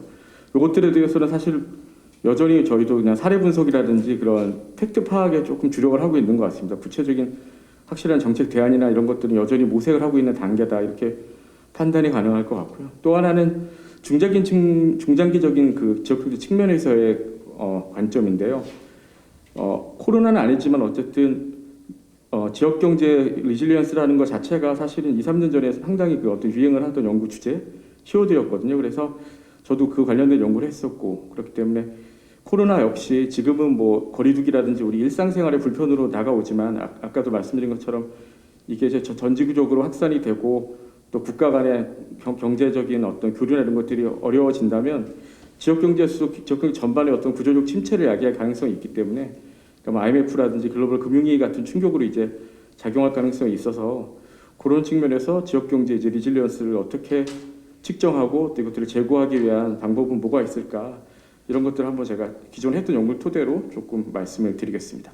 먼저 이거 뭐 사실관계들을 몇 가지 저희가 분석을 해봤습니다. 그 과거에 비해서 활용할 수 있는 데이터가 무궁무진하게 많아졌더라고요. 그래서 저희가 통행을 하거나 혹은 카드를 쓰면 그것들이 다 이제 공간 정보를 지닌 데이터들로 빅데이터로 저장이 되는데, 코로나 직후에 이제 유동인구 감소를 한번 살펴본 겁니다. 그래서 대전시 사례를 한번 봤는데 2, 3월 사례고요.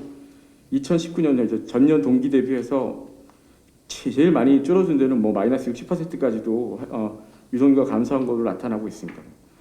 특히 이제 주중 대비 주말이 더 많이 감소를 했고 20세 미만의 유동인구 감소폭이 크게 이제 높게 나타났습니다. 이건 이제 뭐 대전의 사례이긴 합니다.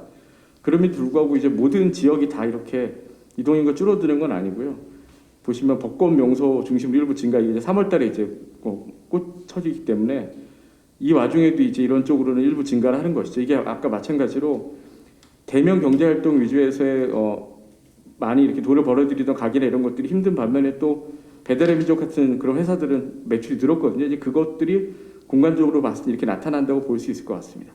특히 이제 평소 유동인구가 많았던 그런 도심 중심으로 해서 당연히 감소가 크게 나타났고 다양한 패턴을 보입니다. 요일별로 또 시간대별, 연령대별로 유동인구 감소 패턴이 보이고 있고, 이것들은 사실 이번 계기로 한번 파악을 해봤으니까 앞으로도 전염병이 창궐할 때는 이런 지역의 유동인구가 급격하게 감소를 하고, 만약에 이제 역으로 사전적인 대응이라든지 아니면 중앙정부에서 소상공인에 대한 지원을 할 때 차등적인 지원에 대한 방법들도 이걸 통해서 고민해 볼 수 있을 것 같습니다. 어떤 단순히 시군구를 넘어서서 뭐 동별 단위라도 이 지역에 있는 소상공인에게 더 많은 지원을 한다든지 이런 형태, 그렇게 적용할 수 있을 것 같고요. 또 하나는 기본적인 이제 도시 교통 수요의 변화입니다. 이건 가장 그 상반기에 뜨거웠던 대구를 가지고 분석을 해봤는데요. 대중교통을 가지고 분석을 했습니다. 당연히 대중교통 통행량이 수용차보다 크게 감소를 했습니다. 수용차는 아무래도 이제 혼자 다니다 보니까 확실히 좀 안전하다는 생각이 들고, 대중교통은 뭐 거기서 감염이나 전염이 될 우려가 높기 때문에 많이 감소를 했던 것 같고, 보시면 전년 동기 대비해서 택시는 60% 정도, 버스, 뭐 도시철도 엄청나게 많이 급감을 했죠. 그리고 아까 그 저희 유동인구와 마찬가지로 도심을 중심으로 해서 크게 감소를 했고요. 하차량보다는 승차량이 크게 감소했다 이렇게 좀 팩트가 체크가 됐고 이것들을 토대로 저희가 보고 있는 것들은 어쨌든 대중교통은 필요하거든요. 코로나가 아무리 심해져도 누군가는 이동을 해야 되고 그래서 대중교통에 좀 점유율화를 해서 최소한의 이동권을 보장할 필요에 비상수송 체계가 좀 구축될 필요가 있다고 생각을 하고 있습니다. 이게 상시적으로 운영할 수는 없겠지만 경우에 따라서는 뭐 좀 강제적으로라도 각 그 열도 차량이라든지 버스 내에 탑승 인원을 제한하고 대신에 뭐 운영 빈도를 높인다든지 이런 형태의 좀 비상수송 체계를 구축할 필요가 있을 것 같고 장기적으로는 어쨌든 비접촉 저별도 교통 시스템 자체를 좀 마련할 필요가 있을 것 같다. 근데 이것들도 이제 그냥 지금 방향만 던져놓은 것이고요. 이건 보여드리는 건 이런 식으로 미시적 공간에서의 코로나에 대한 영향이 나타나고 파악이 될 수 있다는 것으로 이해를 하시면 될 것 같습니다. 또 하나는 뭐 가장 이제 핵심적이죠. 지역경제 측면에서는 도심의 이제 상업지구들이 황폐화되고 있는 것인데요. 저희가 살펴본 바로는 이 상업지구의 황폐화는 사실 코로나 이전부터 심각하게 진행 중이었다고 보고 있습니다. 특히 수도권이나 일부 대도시를 제외하고는 상당수 도시 상업지구는 이제 쇠퇴가 좀 일어나고 있고요. 이미 코로나 이전부터 쇠퇴가 됐기 때문에 사실 코로나 자체는 그 설상가상이죠. 그러니까 이미 타고 있는데 기름을 붓고 있는 그런 형태가 되고 있는 것 같고 특히 이제 2019년도부터 실물 경제가 위축이 되고 최저임금 인상 같은 것들이 있었기 때문에 골목 상권이 이미 상당히 크게 침체가 됐다고 이렇게 판단이 되고 있습니다. 코로나 때문에 올 봄 2월, 3월의 골목 상권 매출은 뭐 거의 절반 이상 매출과 순이익이 감소한 것으로 드러났고 이게 이제 이대로만 문제가 아니라 이제 비대면 소비 선호가 되면 자영업 폐업을 하고 빈 점포 상가가 증가하거든요. 이게 저희가 이제 KDI도 그렇고 구청도 그렇고 세종시에 있는데 상당히 많은 일반 상업 시설들이 지금 여전히 생기고 있는데 저는 약간 그거 볼 때마다 좀 우려가 되는 지점 중에 하나입니다. 그리고 기존에 이제 오래된 도시들의 원도심 역시 이미 공실률이 높아서 이미 높은 데다가 이제 코로나 이후에 빈 점포 상가가 이제 급증을 하는 거죠. 그리고 이게 회복이 될 기미가 없으니까 아마 장기화될 것이다라고 좀 피해가 예상이 되고 중요한 건 이렇게 사례적으로만 접근이 될 뿐이지 정확하게 얼마나 빈 점포나 빈 상가들이 있는가 실태 조사도 좀 미약한 실정입니다. 그래서 이것들에 대한 대응 때문에 뭐 빈집이라든지 또 빈 점포, 빈 상업지구에 대한 실태 조사들을 이제 실시를 막 하려고 하거든요. 근데 기존에 있었더라면 조금 더 이런 경우에 대응에 도움이 되지 않았을까 이렇게 생각이 들고 이것들이 뭐 단기적인 관련 정책으로서 몇 가지 이제 저희가 생각했던 것들이 있는데요. 첫 번째로 일단은 어디가 빈점포 상가가 있고 위험한지를 알아야 되니까 좀 이걸 통합하는 플랫폼을 구축하자는 것입니다. 그래서 뭐 1, 2, 3, 4 이렇게 4개가 나와 있는데 DB를 구축하는 건 뭐 다양한 방법이 있거든요. 특히 기업이 그 가게를 해도 거기에 이제 전기나 가스를 쓰지 않거나 이런 것들이 다 이제 신호기 때문에 그것들을 통해서 그 빈점포 상가들의 데이터베이스를 구축을 하고 실제로 또 지자체에서 실태 조사도 한 다음에 결국엔 그 공간을 어떻게 활용할 것인지 그대로 유지하면서 살릴 것인지 아니면 아예 접고 다른 걸 할 것인지 이런 것들이 좀 이렇게 통합적으로 관리할 수 있는 시스템을 만들자, 플랫폼을 만들자는 게 첫 번째 정책 방안이 되겠고 그 밑에 있는 두 꼭지는 뭐 사실은 바로 필요한 것들입니다. 특히 이제 코로나19 직후에 이제 빈 상점이 막 증가하는 지역은 일시적으로 이제 증가했기 때문에 폐업률이 그래서 소상공인에 대한 지원이 좀 집중될 필요가 있다고 해서 뭐 요즘 유행하는 개념들이긴 한데 지역 카페라든지 뭐 논란이 많긴 합니다. 그리고 세금이나 고용보험 지급 이런 것들을 해야 된다. 그 외에 이제 두 번째로는 이미 구조적으로 세태가 진행되었던 지역 같은 경우에는 단순히 이렇게 단기적인 어떤 지원보다는 도시 재생이라든지 이런 형태로 아예 유휴 공간이나 폐업된 공간들을 좀 활성화하는 정책을 소상공인에 대한 지원 정책과 같이 좀 병행해서 활용할 필요가 있겠다. 이게 이제 제가 지금까지 드린 부분들이 좀 단기적인 측면에서의 지역 경제와 관련된 이슈들이고요. 이게 외에도 뭐 당연히 많이 있겠지만 일단 제가 알고 있는 것들이 이 정도이기 때문에 여기까지 말씀드리고 두 번째는 이제 중장기적인 지역 경제 리질리언스 측면에서 이제 코로나에 대한 얘기들입니다. 여기 뭐 이제 코로나보다는 그냥 리질리언스 위주로 좀 말씀을 드리겠습니다. 이건 이제 제가 했던 연구의 배경 같은 건데요. 제가 처음 이제 공부를 시작했던 2000년대 중반 같은 경우에는 큰 화두가 이제 지속 가능한 개발, 서스테이너블 디벨롭먼트가 좀 화두였습니다. 그래서 뭐든지 결론적으로 지속 가능하지 않으면 뭔가 연구가 잘 완결이 되지 않은 것 같은 그런 얘기들이 있었는데 근데 아무리 우리가 환경과 자원을 효율적으로 배분하고 미래 세대를 위해서 한다고 해도 충격이 계속 발생을 하는 거죠. 자연재해도 마찬가지고요. 아무리 특정 국가에서 뭐 온실가스를 줄이고 이렇게 노력을 해도 딴 쪽에서 이렇게 온실가스를 많이 배출하고 그것 때문에 뭐 이상한 이상 기후가 생겨서 와서 태풍이 들이닥치면 뭐 막을 수가 없지 않습니까? 이제 그런 형태가 저는 리질리언스라는 개념들이 더욱더 확대되고 등장하는 데 큰 원인으로 작용한 것 같습니다. 그러니까 물론 서스테이너블 디벨롭먼트도 중요하지만 그럼에도 불구하고 불확실성이나 위기는 계속 존재하기 때문에 그런 것들이 닥쳤을 때 어떻게 하면 리질리언스를 가지고 좀 적응하고 극복할 수 있는가 이런 쪽의 내용들이 사실 저는 연구의 배경이 됐고요.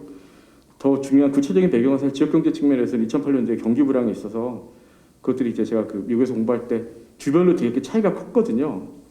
여전히 잘 견딘 데도 있고 심각하게 이제 황폐화된 지역들도 있고 그래서 어떤 것들이 이제 지역경제 리질리언스의 결정률이 요인에 좀 영향을 주는가 이런 것들을 좀 연구를 하려고 했습니다. 맨 처음 이제 지역경제 리질리언스에 대해서 정량적인 측정을 좀 시도를 했거든요. 분해를 해봤습니다. 두 가지로 보시면 하나는 충격 반응력은 맷집이라고 생각하시면 될 것 같습니다. 충격이 올 때 얼마나 맞고 안 아픈가, 얼마나 상처를 잘 안 받는가라고 볼 수 있고 충격 회복력은 어쨌든 간에 상처를 받으면 얼마나 빨리 그 상처가 회복하는가 이렇게 두 가지 개념으로 분해를 해서 좀 우리나라 시도에서 측정을 했고요. 이렇게 이건 시간에 따른 개념이 들어가기 때문에 시계열 자료를 활용해서 측정을 했습니다. 이게 뭐 측정의 단계고 옆에는 이제 서울시 분석 사례라고 해서 그림을 하나 보여드리는 건데 시도 단위로 한번 다 이걸 해봤습니다. 그리고 지금 세종이 내려와 있는 이 충남 지역 같은 경우에는 사실은 2008년도 금융위기 때는 별로 피해를 입지 않았었습니다. 그것도 제가 뒤에 설명을 드리겠지만 그런 요인들이 있어서 그래서 제가 측정한 걸 가지고 이렇게 뭐 유형도 구분을 해보고요. 근데 이런 정량적인 접근 자체가 좀 진위는 한계가 있더라고요. 그러니까 저는 왜 도대체 이 지역이 어떻게 되는가를 통계적 모형을 통해서 좀 파악을 하려고 했는데 그것들이 워낙 샘플도 적고 가용할 데이터도 없어서 특히 이제 지금 보여드리는 이런 네 가지 요소들이 지역경제 회복력에 영향을 주는 것들이라고 이제 문헌을 통해서 밝혀진 것들이거든요. 보면 산업구조적 특성, 그리고 금융환경적 특성, 그리고 노동시장의 여건, 그리고 기타 이제 정부 정책 같은 것들 이것들이 이제 지역경제 회복력에 영향을 준다라고 알려져 있어서 이것들을 좀 통계적인 방법으로 증명을 하려고 했으나 그거는 이제 크게 성공을 하지 못했고 아까 앞서 제가 보여드렸던 요 유형들의 대표적인 지역들 몇 군데를 찾아가기도 하고 그 전문가들을 인터뷰를 통해서 어떤 것들이 2008년이라고 하는 그 금융 위기 때 그 지역에 리질리언스에 영향을 줬는지 그것들을 한번 파악을 해봤습니다. 그걸 통해서 이제 일반적으로 몇 가지 이제 결정 요인들을 도출한 것인데요. 첫 번째는 이제 충격 반응력에 대한 결정 요인입니다. 이건 뭐냐면 아까 말씀드린 것처럼 이제 맷집이죠. 딱 충격이 왔을 때, 한 대 맞았을 때 얼마나 잘 견디고 안 아픈가 하는 것인데 이건 일관되게 나타나는 건 산업구조의 다양성이 가장 중요하다고 나타났습니다. 그러니까 다양한 산업구조를 지닐수록 경제적 충격에 대해서 확실히 그것들을 분산하는 효과가 있는 것으로 나타났고 뭐 위에 거랑 거의 일맥상통한 얘기긴 한데 제조업 서비스업의 보완도 상당히 중요한 것으로 나타났습니다. 그러니까 어느 하나만 가지고 지역이 버틸 수 있는 건 아닌 거죠. 이제 위기가 올 때. 세 번째로는 규모적인 측면에서의 다양성이라고 이해하시면 될 것 같은데요. 대기업에도 이건 여전히 이제 그 지역들이 이걸 원합니다. 계속 우리 지역에 우리 동네에 큰 기업이 오길 원하는데 위기가 왔을 때 보니까 이제 기업 같은 경우에는 특히 무역을 통해서 혹은 이제 그런 수출을 통해서 성장하고 유지하고 있는 대기업 같은 경우에는 대외적인 경제 위기에 노출되기가 훨씬 쉽고 위기가 왔을 때 그 지역을 생각하지는 않는 거죠. 그러니까 극단적으로 위험 회피 전략을 쓰기 때문에 이건 뭐 기업을 탓할 건 아니고 당연히 이윤을 추구하는 기업에서는 당연히 그렇게 해야 되는 부분이고요. 그래서 뭐 대규모 감원이나 구조조정 등이 발생하기 때문에 지나치게 규모적 측면에서 대기업에 대해 의존하는 것들은 지역 경제의 회복력, 특히 이제 반응력에서는 부정적 영향을 주더라 이렇게 좀 나타났습니다. 또 하나는 이제 긍정적으로 영향을 준 부분인데 인프라 같은 거, 특히 도로 인프라를 통해서 서비스 시설에 대해서 접근성을 높인 경우에는 반대로 지역 회복력에 대한 충격 반응력에 긍정적으로 작용을 하다는 부분이랑 또 하나는 정지요건 개선을 통한 인구 유입인데 인구가 좀 있어야 됩니다. 그러니까 지금 현재로서는 사실 수도권이나 일부 지역을 제외하고는 인구가 지속적으로 감소하고 있기 때문에 사실 매우 취약해진다고 볼 수 있는데 어쨌든 기본적으로 제조업이든 서비스업이든 존재를 하고 내수 시장이라는 것이 지역 단위로 존재하기 위해서는 어느 정도 수준의 인구는 있어야 하는데 이제 그것들이 좀 핵심적인 영향으로 가더라 이렇게 충격 반응력 결정 요인들이 나타났고 사실 정책적으로는 이것과 연결되는 건 크게 찾기는 어려웠습니다. 두 번째로는 뭐 좀 헷갈릴 수도 있는데 이제 아까 말씀드린 것처럼 아예 바닥으로 내려간 다음에 다시 기존의 성장 경로로 돌아가는 그런 회복 측면에서의 결정 요인들인데요. 이것들은 산업구조적 특성이나 이런 것보다도 지역의 좀 정책적 노력들이 많이 중요한 것으로 나타났습니다. 특히 이제 경제 위기가 와도 그것과 관계없이 계속 기존에 하고 있던 지역 정부의 뭐 기업 유치 전략이라든지 투자를 지속했던 지역들은 사실 상당히 빠르게 회복을 했는데, 이건 뭐 일반화하거나 많이 강권하기 어려운 것들이 이렇게 지속적으로 정책 추진하기 위해서는 지역 재정 건전성이 좀 있어야 되거든요. 근데 이게 선행 조건이 필요하긴 한데 이런 지역들은 좀 잘 견딘 것 같고요. 또 하나는 경제적 충격 이후에 이걸 위기로 인식을 하고 좀 정책 역량을 결집한 사례들이 몇 군데 있었습니다. 대구도 그렇고 뒤에 이제 제가 보여드릴 텐데, 뭐 민관이 같이 모여서 매주 회의도 하고 어떤 지원이 필요한 이런 것들을 한 지역들은 확실히 조금 빨리 회복을 했던 것으로 나타났습니다. 그리고 또 하나는 이제 아까 대기업 규모에 대한 의존과 약간 반대되는 개념일 수 있는데, 지역에 뿌리내린 좀 소규모 창업이죠, 그러니까 그런 것들이 활성화된 지역들도 역시 회복 과정에 긍정적으로 작용했고요.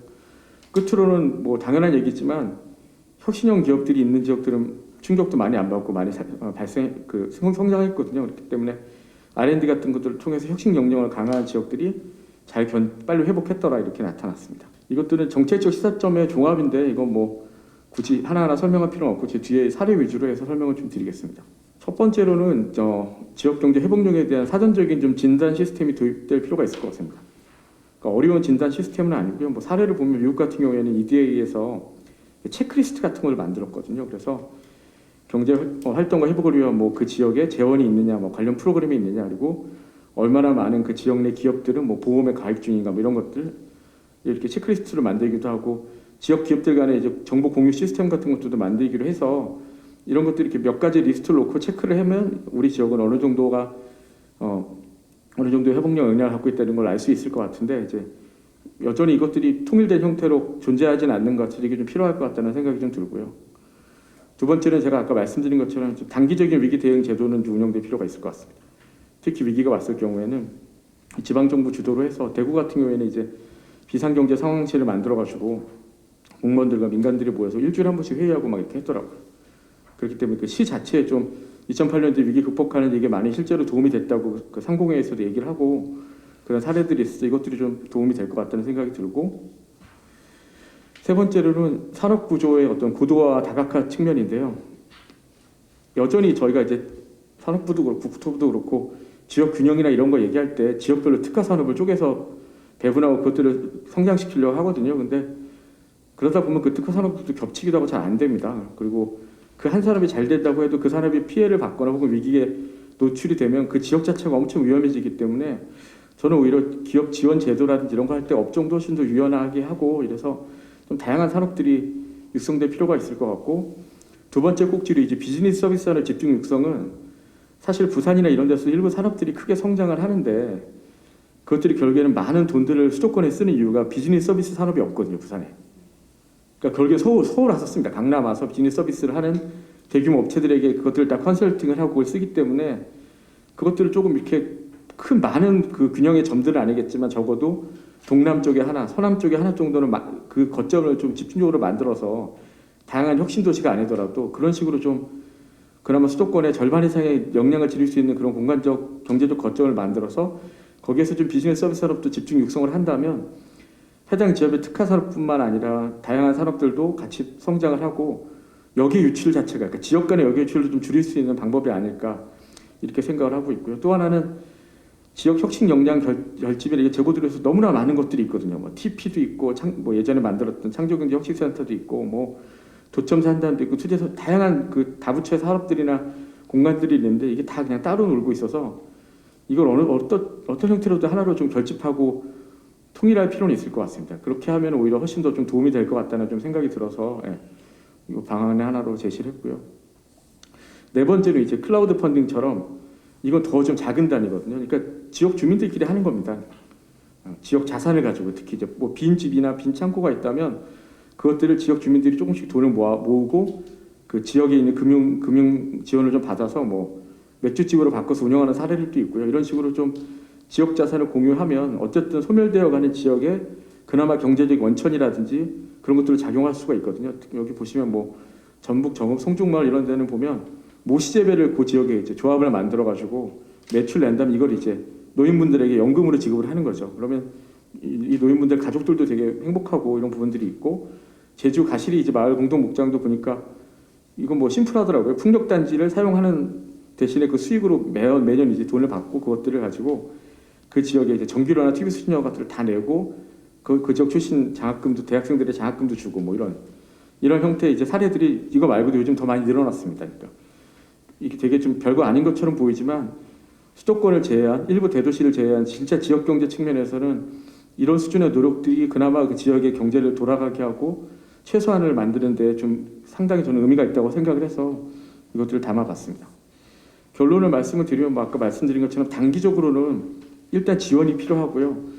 저는 그런 중앙정부나 혹은 지방정부의 지원들이 효율적으로 되기 위해서는 시군 단위보다도 더 미세적인 공간 단위의 차등적인 지원이 필요할 것 같고, 그러기 위해서는 제가 보여드린 것처럼 빅데이터라든지는 다양한 이제 분석을 할 수 있는 가능성들이 있기 때문에 이걸 통해서 정말 어디가 힘든지를 좀 찾아서 도움을 줘야 되겠다. 단기적으로는 그런 생각을 하고 있고, 중장기적으로는 산업구조가 제일 중요한데 이걸 좀 다각화하는 부분, 그리고 지역 자산을 통해서 플레이스 베이스된 어떤 지역 경제로 체질을 좀 바꾸는 것, 그리고 진단 시스템 같은 것들을 만들어서 사전적으로 어느 지역은 리질리언스가 높고 어느 지역은 낮다 이런 것들을 좀 미리 파악할 필요가 있다는 것, 그리고 끝으로는 이제 혁신 역량이나 인스티튜트 같은 것들을 특정 거점을 중심으로 해서 일어날 필요가 있다 이렇게 생각을 하고 있고, 뭐 여기 쓰지는 않았지만 이거보다 더 큰 건 이렇게 위기가 오거나 이러면 보통 이제 소득 불평등도 늘어나잖아요. 그리고 이제 그게 점점점 지역 단위에서는 그 공간적 분리로 나타나거든요. 그러니까 개천에서 용나기가 점점 힘들어집니다. 네, 그래서 그런 쪽에 생각을 한다면 빨리 이런 중장기적인 혹은 단기적 대응들을 통해서 최대한 이 피해들을 좀 줄이고 극복해야 되지 않나 이렇게 생각을 하고 있습니다. 이상 저는 발표를 마치도록 하겠습니다.